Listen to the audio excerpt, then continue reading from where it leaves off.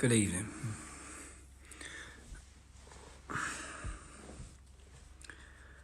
I've got pure man flu. I've had pure man flu. I've had it since last Tuesday, you know. Since I went to court. So I've been flattened. But I'm after a favour from everybody. I am...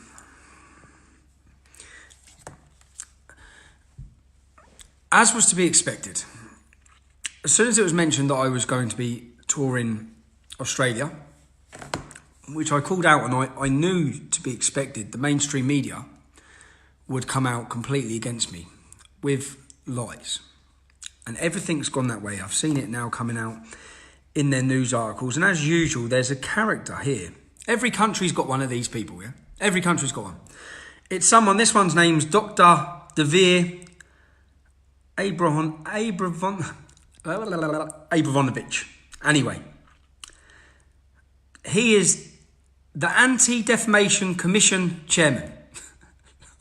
What? What organisation is that? The Anti-Defamation Commission chairman. He's basically paid shitloads of money, okay? And to counter, I guess, racism, anti-Semitism.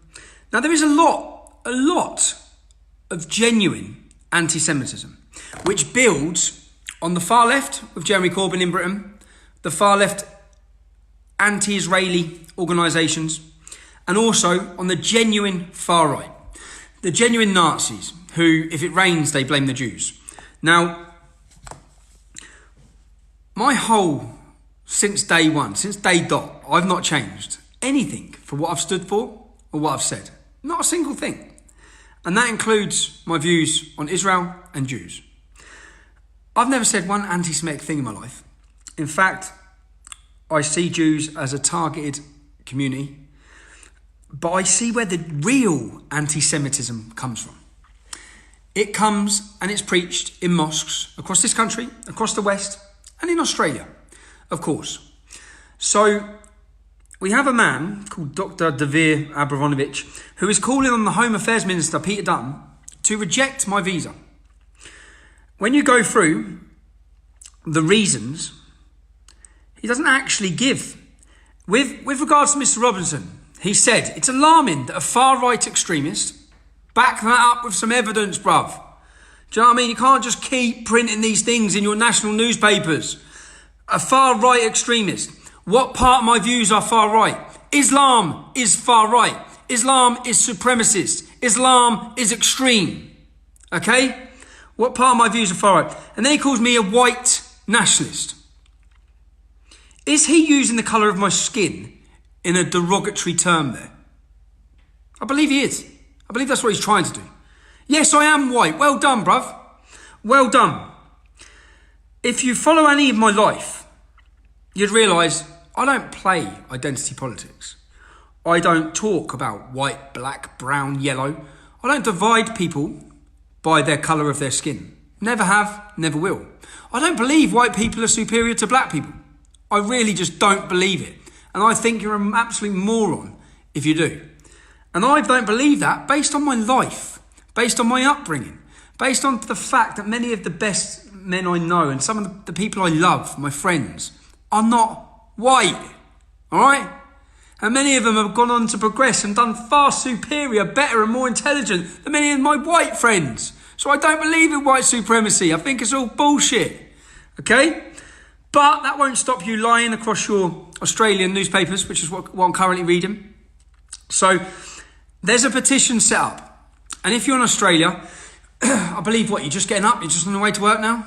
Well, we're just about to go to bed. Well, I am anyway. And if you can take the time, Australia thinks they've seen scenes when they've had talks and guest speakers there. You ain't seen nothing like the scenes you're going to get if I'm allowed to come to your country and tell you the real score on what's heading your way. And obviously, people don't want that. But luckily, there's many in your country that do want that. Many of your people, many of your media, some of them, who have been contacting me. And fortunately, some of your politicians as well, who I believe are going to put their name to having me come to your country. So I have a message which, because I can say what I want, okay? I can speak the truth. And because of that, there's many people who may be politicians who agree with what I say, but they don't feel free enough to say it. So for that, they'd probably appreciate someone coming in and laying down to the public in Australia to try and explain just, you have an opportunity to prevent the path our country's gone down. Our leaders have led us down. They've walked us down. I watched an amazing speech earlier in 1995 by a Tory politician. I'm just trying to get my phone up, about the pride our country used to have. It's insane really, because that was wrote in 1995, which was the same year that the Barcelona Declaration was signed, which was a declaration which, I want to do previous videos to educate people on this, what this was. This was in 1995, the European Union, our leaders, done a Barcelona Declaration with Saudi Arabia for oil to import millions of Muslims into Europe. And this year, the European Union have done another one with Africa for oil to import millions of Africans into Europe, to change the face of Europe forever. Not for the better, for the worse. To bring all of those cultural problems, all of those religious problems, to bring them all in to our homes, to where we live, to put your wife, your daughter in more danger, to put your family in more danger for oil. So globalists and these people who are making all these decisions, all of our politicians who have all sold their souls, all of them, who will all leave their careers as politicians and get taken up on hundreds and hundreds of thousands of pounds for doing nothing, 1 day a week job for some Saudi petrol company or something. That's what's happening. Same with the European Union, all of them. But in Australia, you have an opportunity to try to prevent it, to try to prevent what's happening. So I'm asking, if you have 10 minutes, please just sign the petition. It takes 5 minutes. It will add weight to show that there are a lot of people in your country. I think the ticket sales will show that on their own. But there are a lot of people in your country who want to hear the truth, who want to hear a warning, who want to try and find a way of preventing the problems Europe now faces spreading, because you've already got them there in Australia. You've already got these problems, and let's see this big backlash that's going to come about stopping Tommy Robinson come to your country. You have religious scholars and imams entering your country every single week. Those people hold views such as that Muslims are superior to non-Muslims, such as homosexuals should be punished with death, such as supremacist views, violent views, homophobic views, anti-Semitic views. None of them. There's no big backlash like there's going to be to stop Tommy Robinson. They're all just quietly bought from caves in Afghanistan, and they come in, they preach, and they leave. Just like in our country. There's no hoo-ha. There won't be the level of opposition to having Tommy Robinson come. Because Tommy Robinson might state some facts and give some evidence and based on scripture and history. And we can't have that, can we? And other than that, so that's what I wanted to say. I've just followed, it just winds me up. As I read these news articles, it winds me up. I just read, they're calling Gavin McInnes. Now, Gavin's a comedian, for God's sake, all right? He might say some offensive things. They might say some offensive things against fat people, against ginger people, he's a comedian, okay? He's a comedian, that's what he does. That's what he does. And he is funny. He's a great character. Every time I spent time with him, I can't wait to tour Australia with Gavin McInnes. But we'll soon see the same sort of pressure, I believe, is being put on America now, because I've had an invite from members of Congress there. We'll see exactly where the free speech issue lands in America in the coming next couple of weeks.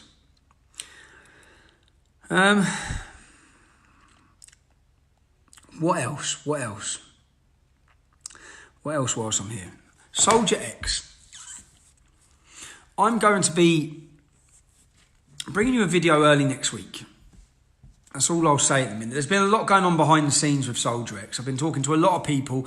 We put a lawyer in contact with quite a few people in the armed forces who are having disciplinary hearings, etc., etc. Some developments have come throughout that with regards to Soldier X.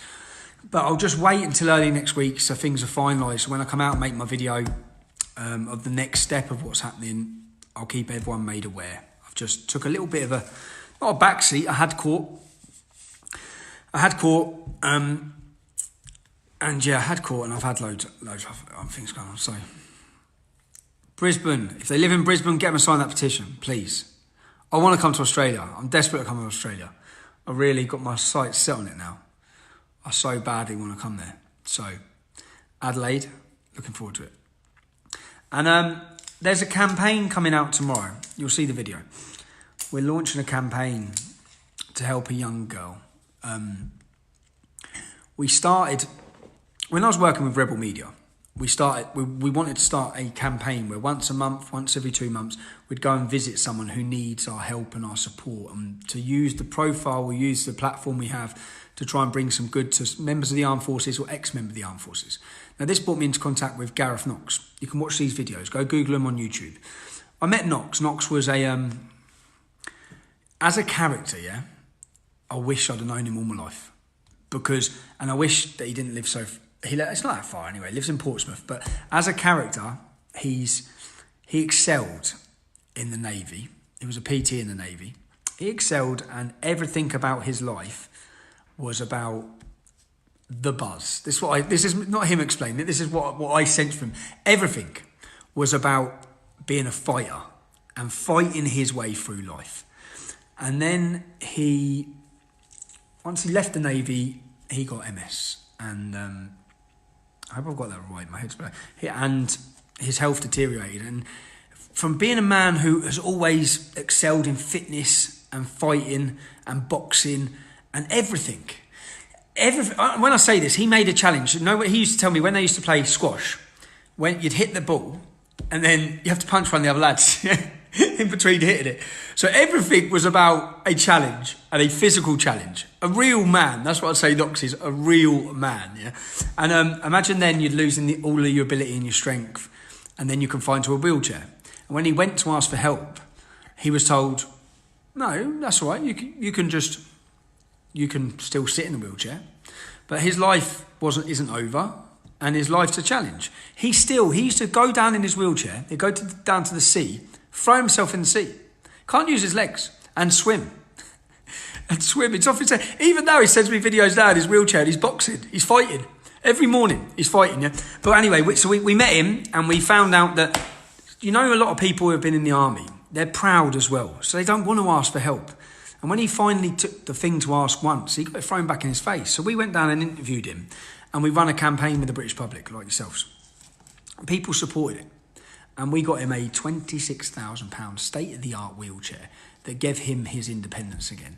That didn't make him feel like a hindrance on people if he was going somewhere, because someone had to push him up hills, or he couldn't go on days out.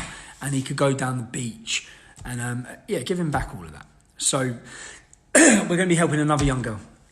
This campaign's coming out tomorrow. She's a beautiful little girl as well. I don't know. I think and what we're doing is every single bit of this will be visible. The money raised will be visible. If we excel the money, it will then go on to the next child or the next family we want to help. This little girl, she's one of 8 children. Her father's in the army. I think we had a laugh. I think that's why they've got 8 children, because he must go away on his tours and come back and go nuts. Have a baby every time. But yeah, that's coming out tomorrow. So I just want to give a brief update, ask you to sign the petition. That's it. Deb's 60 years old in Portsmouth. I was down there the other day meeting this beautiful little princess called Daisy. When you see this video, it's one of them where what I said is, and I sensed it with Knox. I saw it with Knox. Is even if you put in £1, you put in £5, you put in the price of a beer. Yeah, the feeling you'll get when you watch the next video, which would be us bringing this. We're in a fight against time because Christmas is coming up, and we want to get that wheelchair for this young girl for Christmas. When you see it, anyway, all this, I'm just giving a brief what's coming tomorrow. I'll do a live stream tomorrow night once it goes live. And thank you. Sign the petition. Aussie, Aussie, Aussie. I'm coming. And do you know what? I didn't put the link in here. And on that much, let me stay on here for a sec. Hold on. Because I just have to get up. Our car broke down today, man. I spent about 2 hours standing at the side of the motorway, freezing. How cold is it today? It's the first proper cold day. Let's search this to see where the tickets are. Tommy Robinson, Aussie. Australia tour.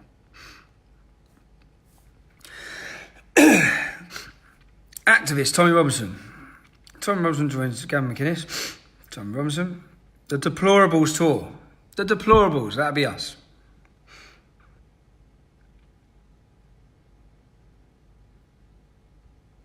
Nah, look.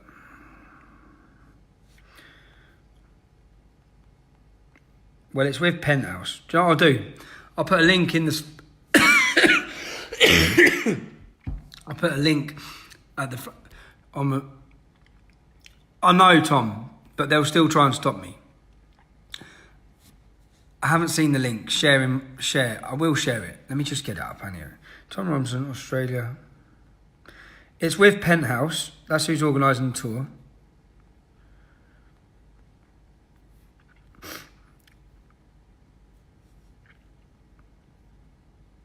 It's with Penthouse. I'll put the link to buy. I'll put the link to the tickets for anyone who's sitting in Australia. It's in Melbourne. It's in Perth. It's in Sydney. It's in Gold Coast. It's in Adelaide. Come and join me. Let's have some fun. See you later.